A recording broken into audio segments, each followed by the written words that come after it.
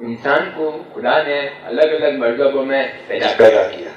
اب انسان بڑے ہوئے پڑھے لکھے جس کی بات یہ چاہے کہ میں میرا مذہب بدلی کروں دوسرے کا مذہب کروں وہ جائے اجازت ہے یا نہیں مذہب بدلی کرنے قابل ہے قائل ہے یا نہیں. ظاہر یہ ہے کہ اگر اللہ پاک نے کسی کو توفیق دی اور وہ مسلمان ہو گیا اور وہ دین اسلام پر ہے تو دین اسلام پر جو شخص ہے مسلمان اس کو تو اپنا دین و مذہب بدلی کرنے کی اجازت نہیں ہے. وہ دین اسلام چھوڑ کر کوئی اور مذہب نہیں اپنا سکتا اور اگر علاوہ اس کے کسی اور مذہب میں ہے تو بے شک ساری عمر بدلی کرتا پھرے. اس میں حرج نہیں کہ وہ پہلے ہی غلطی پر ہے. ایک غلطی چھوڑے گا دوسری غلطی میں چلا جائے گا, وہ چھوڑے گا تیسری میں چلا جائے گا, وہ چھوڑے گا چوتھی گمراہی میں چلا جائے گا. تو گمراہی کے دلدل میں سیر ہے. اور جب مسلمان ہو گیا جو شخص تو وہ حق پر آ گیا. حق چھوڑ کر باطل کی طرف جانے کی اجازت نہیں, باطل سے باطلوں میں گھومنے کی اجازت ہے. اب بات سمجھ گئے؟ جناب بات یہ ہے کہ انسان کا مذہب انسان سے تعلق ہے کہ آتما سے ہے. آتما اور انسان الگ ہے. خدا نے ایک مذہب کے اندر ایک بچے کو پیدا کیا, اس کو خدا بہتر جانتا ہے کہ وہ کس مذہب میں رہنا. اب اس کو اجازت کس نے دیا کہ وہ مذہب بدلی کرے؟ تشریف رکھیے.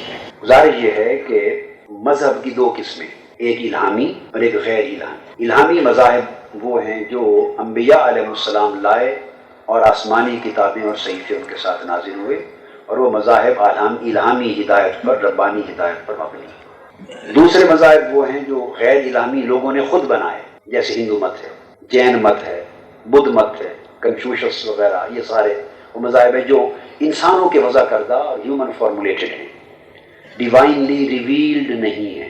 اس لیے میں نے عرض کیا کہ جہاں تک تو ان غیر الہامی مذاہب کا تعلق ہے, ایک بات تو یہ ہوگی کہ وہ تو بنائے ہی انسان نے خود ہیں, وہ خود بنائے خود چھوڑے, نئے بنائے میں داخل ہو چھوڑ دے, اس کا کوئی حرج نہیں کیونکہ وہ تھرو آؤٹ گمراہی میں ہے. ہدایت الہامی مذہب میں ہے. اب الہامی مذاہب کی ایک ہسٹری ہے.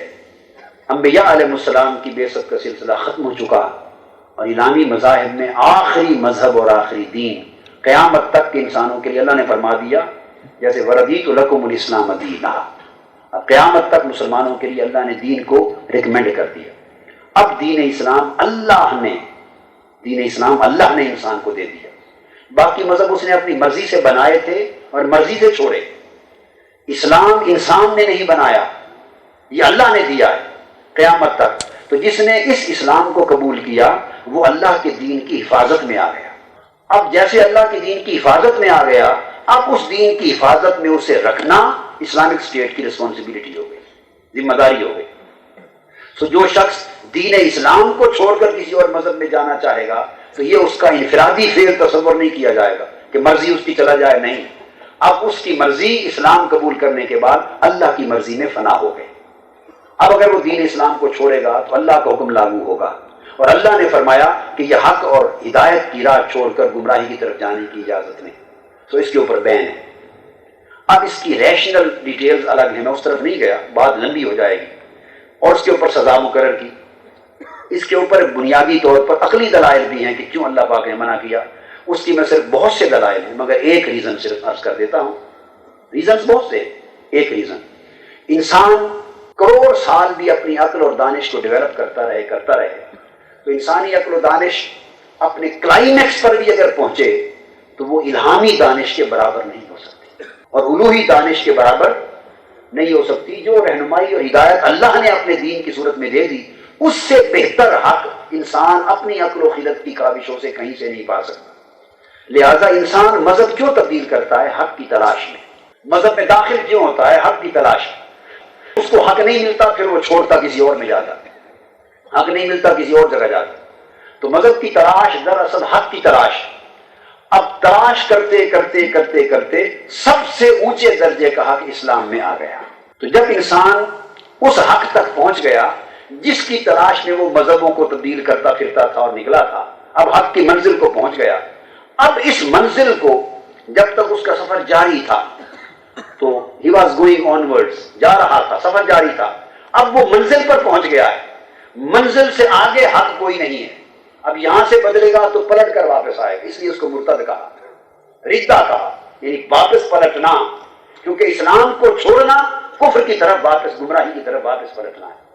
تو لہٰذا اللہ رب العزت کا اور اسلام کا حکم ہے چونکہ جتنی حق اور خیر اور بھلائی اسلام میں ہے انسان سوچ ہی نہیں سکتا، لہذا اس کا چھوڑنا اگر انسان کی مرضی پر چھوڑ دیا جائے تو اس کی مثال بالکل ایسے ہے جیسے آگ جل رہی ہو، ماں سامنے بیٹھی ہو، 1 سال کا بچہ جسے سمجھ ہی نہیں، وہ کھیلتا کھیلتا آگ میں ہاتھ ڈالنا چاہے اور ماں اس کو روکے اور بچہ چیخے اور وہ روتا، وہ کہتا ہے میں ڈالتا ہوں ہاتھ، مجھے کیوں روکتی ہو، میری مرضی۔ ماں کہیں گی بیٹے تیری مرضی ضرور ہے مگر ابھی تمہیں اتنی سمجھ نہیں، تیرا شعور اتنا بالغ نہیں کہ تو یہ جان سکے کہ یہ تیرے لیے نقصان دہ ہے یا فائدہ مند ہے، تو یہ نقصان سے بچانا میری ذمہ داری ہے۔ تو ماں آگ سے روکتی ہے، بچے کی سمجھ میں نہیں آتا، وہ کہتا ہے کہ میری مرضی پر اور میری آزادی پر ایک پابندی لگائی جا رہی ہے، بچہ اس لیے روتا چیختا ہے، ہاتھ پاؤں مارتا ہے، وہ سمجھتا ہے کہ میری آزادی سلب ہو رہی ہے۔ بالکل ایک انسان کی دانش کی حیثیت قرآنی اور اسلامی دانش کے مقابلے میں ایک بچے کی سی ہے کہ اس کو بعض اوقات سمجھ نہیں آتی کہ مجھے کتنی بڑی حق اور خیر اور بھلائی مل گئی ہے۔ وہ اگر نادانی میں اسلام کو چھوڑ کر کسی اور مذہب کی طرف جانا چاہے گا تو جو ماں ہے اس کی، یعنی دین کی رکھوالی کرنے والی گورنمنٹ یا اسلام اور اس کی تعلیمات، وہ روکیں گے، وہ کہیں گے نہیں تجھے سمجھ نہیں کہ تو خیر چھوڑ کے شر کی طرف جا رہا ہے، ہم تجھے نہیں جانے دیں گے، تجھ پر سزا نافذ کریں گے، اس لیے کہ یہ بہتر ہم جانتے ہیں تو نہیں جانتے۔ سب سے پہلے نئی ویڈیوز کو حاصل کرنے کے لیے شیخ الاسلام ڈاکٹر محمد طاہر القادری کے آفیشیل یوٹیوب چینل کو سبسکرائب کریں اور بیل آئیکن کلک کریں۔